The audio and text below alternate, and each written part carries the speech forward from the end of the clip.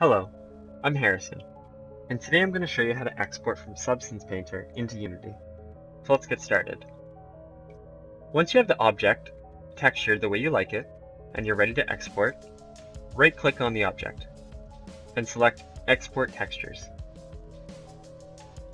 When the pop-up comes up, you're going to change your texture size. So in my case, I'm going to do 1024 by 1024 for both objects. We're also going to change the format of our texture sets.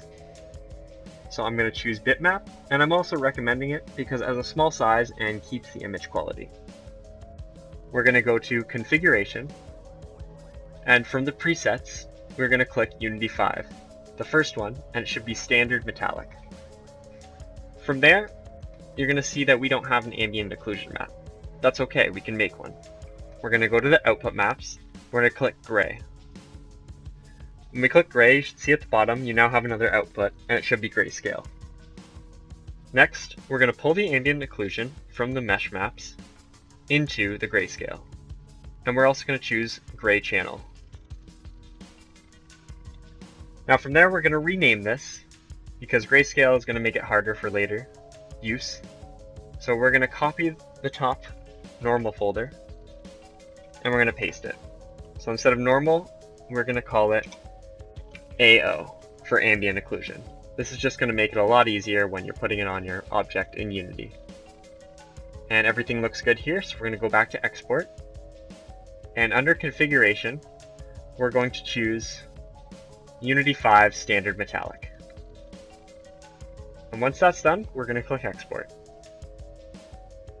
Once the export's done, we're going to choose the open folder. And right here is where all your textures are made.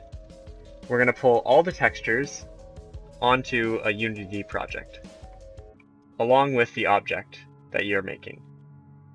So I already have done that, so I'm going to open up Unity now. Here in Unity, we have my object, and down here, all the textures for the objects we're going to be placing.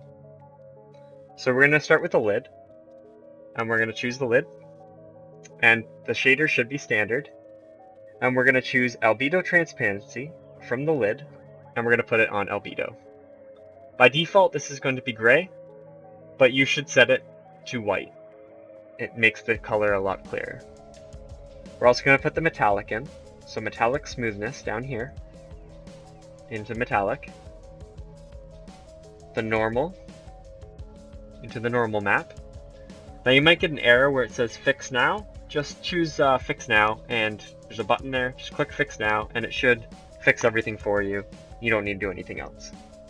And we're also going to put the occlusion that we made. So the ambient occlusion. Great. So now you can see for that object, we have it all shiny. We have bump map on it, and it has ambient occlusion. Great. So now we're going to do that to the bottom of the crate. I'm going to select the bottom crate. The shader should also be standard for this.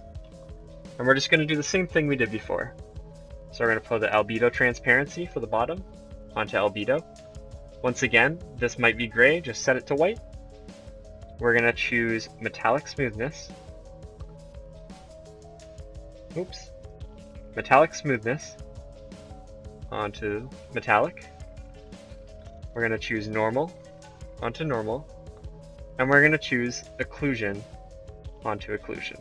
So I have it AC here. Now you can see we have everything, and it should be very close, if not identical, to what you have in Substance Painter. We have all the texture there, we have the bump maps, everything looks good. So we're going to do one more thing, and we're just going to test that with a light. So I have a light in the scene, and I'm just going to test the ambient occlusion and the shaders. So I'm going to go to directional light, and I'm just going to pull that around and just kind of look what it does and see if all the reflections are working properly. We don't have a reflection bouncing off the wrong way, and everything looks good. So that is how you put textures from Substance Painter into Unity. Thanks for watching, and I hope this helped you.